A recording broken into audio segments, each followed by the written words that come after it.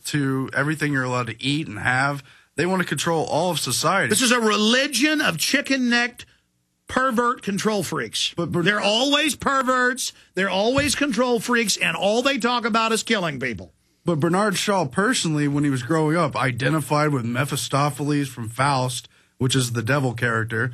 He believed he looked like him, and he praised Nietzsche. He was obsessed with Nietzsche's Superman comic. And he liked Lenin, and Lenin thought he was the devil and tried to do his beard like the devil. Yeah, so it's... I mean, they're devils. They're psychopaths that get your government and kill you. And they believe in every form and fashion that they're the elite class and that the rest of us are expendable and should be eliminated. But really, we're just not psychopath control freaks craving power like them. Oh, yeah, they want the power back.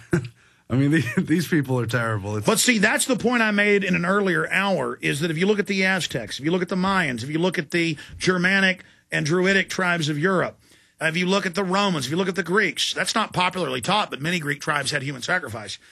If you look at the Babylonians, the Egyptians, every culture, the ancient Chinese, they all had human sacrifice, and the priest class would demand the best-looking maiden. A lot of times they would demand the prince or even the king. They would use a drought or a crisis to say, see, give me more power. In fact, we see the worst periods in all these different societies going back over 8,000 years when there's bad droughts or floods, because the priest class can then scare everybody and say, the volcano god is mad. Look at the Polynesians. Look at the Hawaiians throwing one of the daughters of the king into Pele. Again, it's a primitive, 1% of the population conservatively, sociologists and psychologists have studied it. On average, 1% are psychopaths. And they don't just not have feelings, they're sadistic psychopaths. They enjoy pain.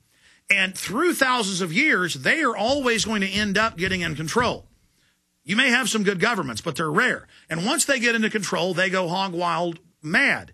And they always demand children. They like to torture innocent children. That's the funnest thing. And they got to give them to Quetzalcoatl. They've got to give them to Chocmool. They've got to give them to Samhain. They've got to give them to Marduk. They've got to give it to Astaroth. They've got to give it to Beelzebub. They've got to give it to Horus.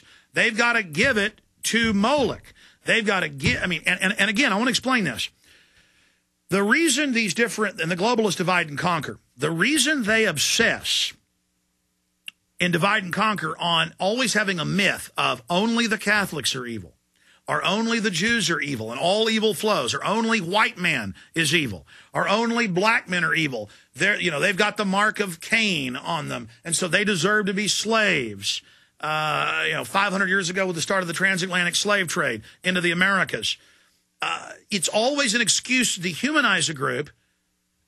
And so then people can't recognize the evil of their own organization because it's only that outside group that's evil. The Jews, they say, are inherently the seed of the devil. The blacks are inherently the seed of the devil. The white man is inherently every group, the black groups, the Royal Israelite groups, they believe all the whites and Jews are the devil.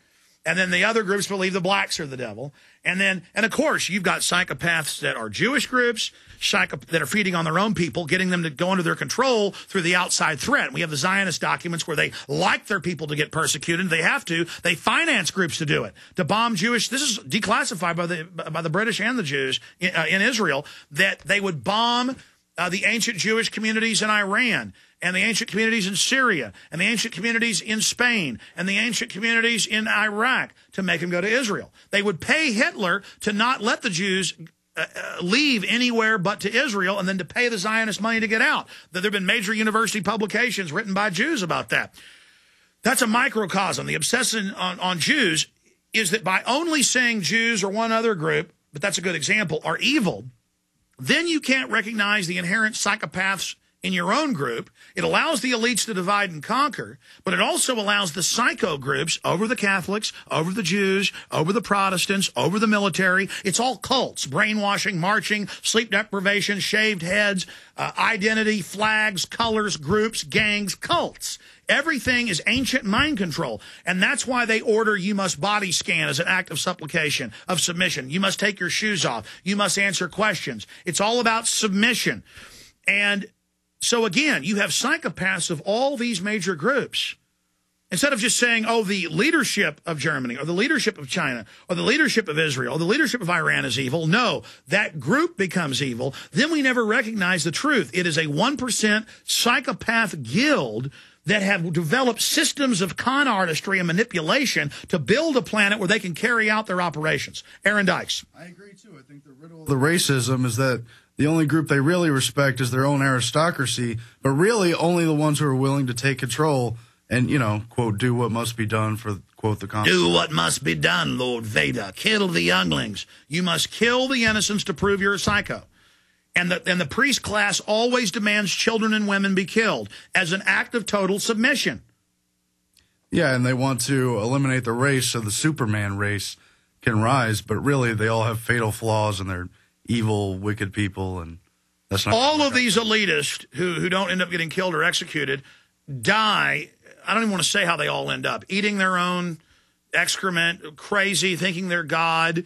It's admitted that Lenin would go to a little island he had with thousands of white rabbits. They ended up putting that in a Hollywood movie separately where the crazy guy pops the back of the car and throws out the rabbits and is running around shooting them with a shotgun. And he would just run around stabbing them and killing them and shooting them and just flopping around. And he would order them more blood, more death. In fact, we have that in a clip coming up. Yeah, I think Franco in Spain liked to hunt an entire field of quail and he wasn't satisfied until there was thousands of them. He didn't even like to eat them. He just liked to kill. He would have others help him kill. It's, I guess it's something they do. I don't know why. Well, I'm going to have you back in. I get in here and start ranting, want to give people all the data. But think about every human culture turns into human sacrifice, enslavement, and war. It's an act of utter submission because psychopaths like the same thing, whether it's Ted Bundy or whether it was, you know, the king of the Aztecs, Montezuma. It's the same deal. Let's play this Mussolini worshiping clip. Here he is worshiping Mussolini, the head liberal that they all worship, George Bernard Shaw. The other thing for instance, now that is what I call my Mussolini study. They, by the way, I think in justice to Signor Mussolini, I ought to tell you that he has a very wonderful head. He has a wonderful brow which comes down to here. But the difficulty is that he can't take it off.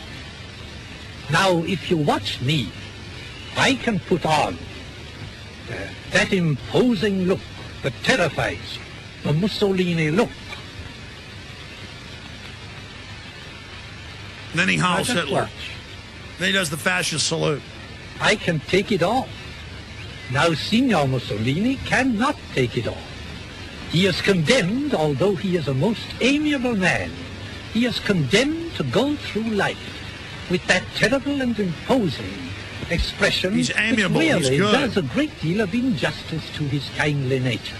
But I can put it on, and I can take it off. And he goes on to say how great Mussolini is. And in his writings, he praised Hitler, he praised Mussolini, and he believed, we're going to play that clip coming up, that everyone should be nerve gassed. Go ahead and read some quotes. Yeah, it's kind of, there's a riddle in there because he calls Mussolini kindly and amiable. It's in his quotes, too.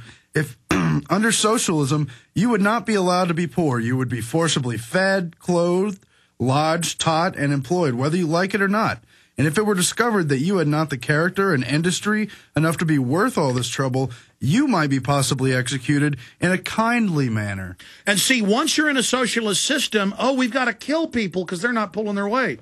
And he calls for the humane gas. It's a death that's instant and painless, but it's death nonetheless. That's the nature of the quotes that he puts forward. And you find H.G. Wells says the same kind of thing. And that's what they did in Nazi Germany and under communism. Let's go to the next clip in Fluoride in the Water. The Soviets started that. Let's go to the next clip. First part's in German. Then it's Shaw talking how great about eugenics and control is. In fact, Aaron, tell us about this clip coming up. Yeah, it's the same kind of thing. It's how he wants to forcibly execute people who are not deemed worthwhile to live. It is eugenics, but it's also socialism. And now the cover of Newsweek, the case for killing Granny. Here it is.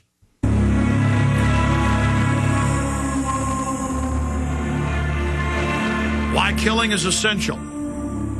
First appeared in January 1849 in Marx's journal Neue Rheinische Zeitung, Engels wrote of